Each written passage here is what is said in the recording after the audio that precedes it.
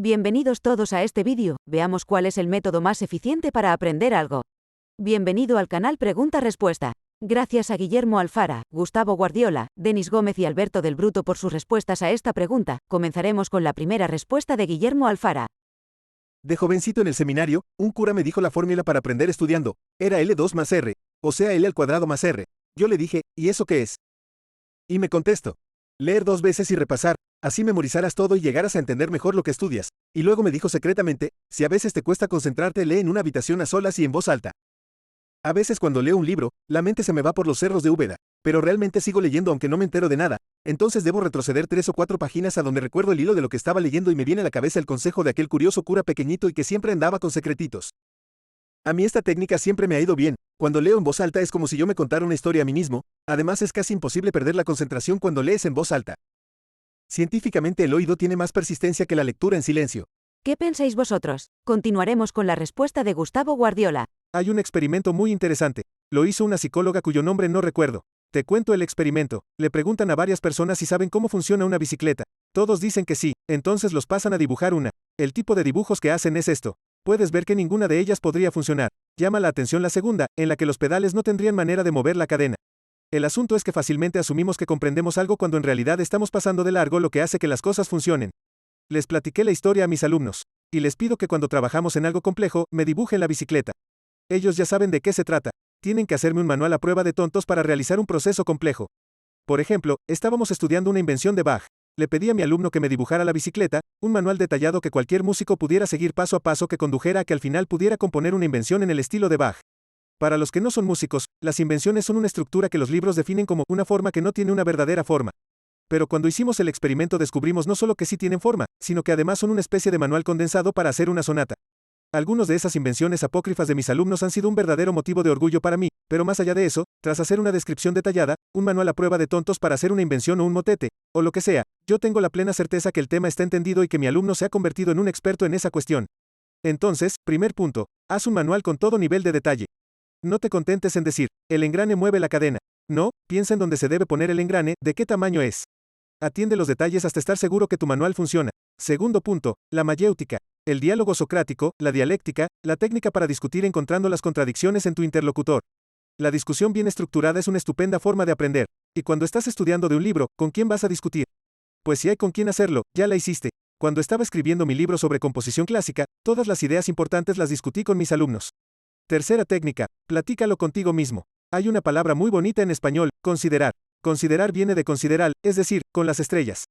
Preguntarle a las estrellas antes significaba preguntarle a un astrólogo. Pero quitándole la carga esotérica, la expresión es poética, es poderosa. Pregúntale a las estrellas, repasa el proceso, cuéntate lo que estás aprendiendo, platícatelo, busca contradicciones, hazte preguntas. A Newton le preguntaron cómo había descubierto tal o cual teoría y dijo, pensando en ella todo el tiempo.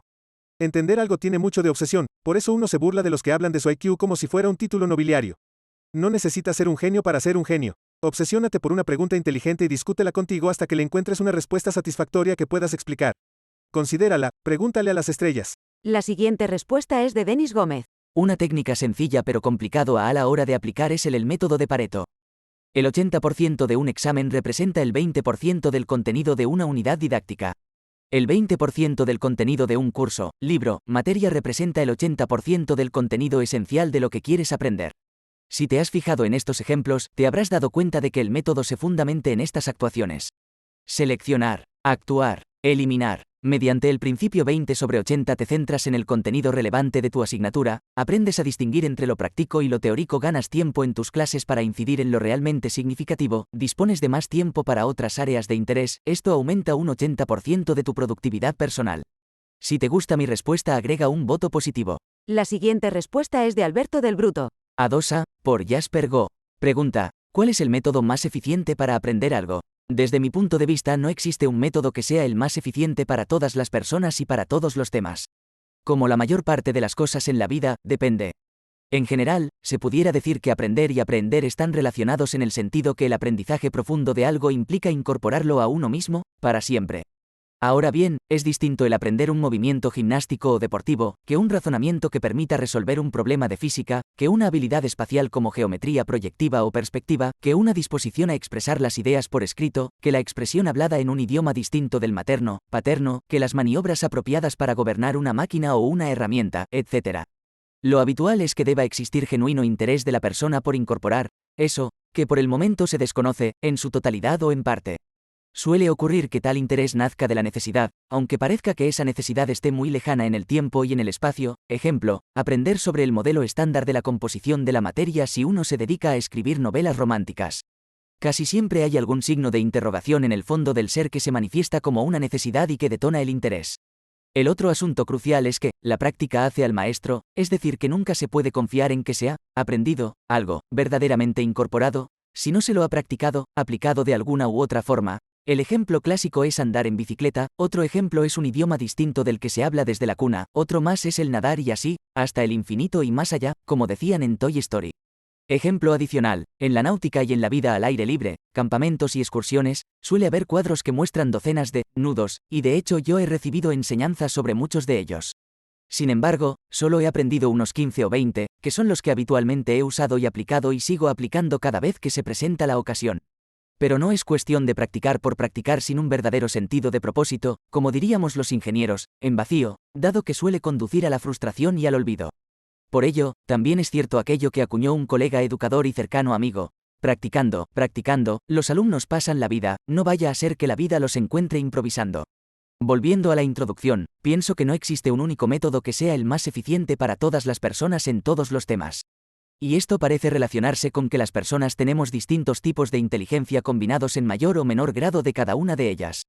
Se han identificado, según algunos autores, unos 12 tipos de inteligencia. 1. Lingüística. 2. Lógico-matemática. 3. Espacial. 4. Musical. 5. Corporal y cinestésica. 6. Intrapersonal. 7. Interpersonal. 8. Emocional. 9. Naturalista. 10. Existencial. 11. Creativa. 12. Colaborativa. Las 8 primeras ya son bastante conocidas, las 4 últimas asustan a algunos especialistas que suelen negarlas como formas particulares de inteligencia. Pareciera que no existe un solo ser humano que goce de un solo tipo de inteligencia. Todos tenemos un poco de cada una, solo que la proporción de una u otra varía de persona en persona. Entonces, el aprendizaje eficiente, el método buscado, será diferente de acuerdo con tipos de inteligencia que predominen en el ser humano en cuestión, temas a aprender y su relación favorable o no con los tipos de inteligencia que predominan en esa persona, manifestación de la necesidad subyacente y relevancia del interés detonado por ella, base existente de aprendizajes similares incorporados con anterioridad, y, tal vez, un amplio etcétera. Espero que esto sirva de alguna orientación. Paz. El vídeo ha terminado, gracias por quedarse hasta el final. Espero que el vídeo te tenga más, si es así puedes suscribirte y activar la campanita para perderte cualquier vídeo. También recuerda dejar un me gusta. Este es el final de este vídeo, recuerda dejar un comentario para decirnos si estas respuestas resuenan contigo. Adiós y hasta pronto.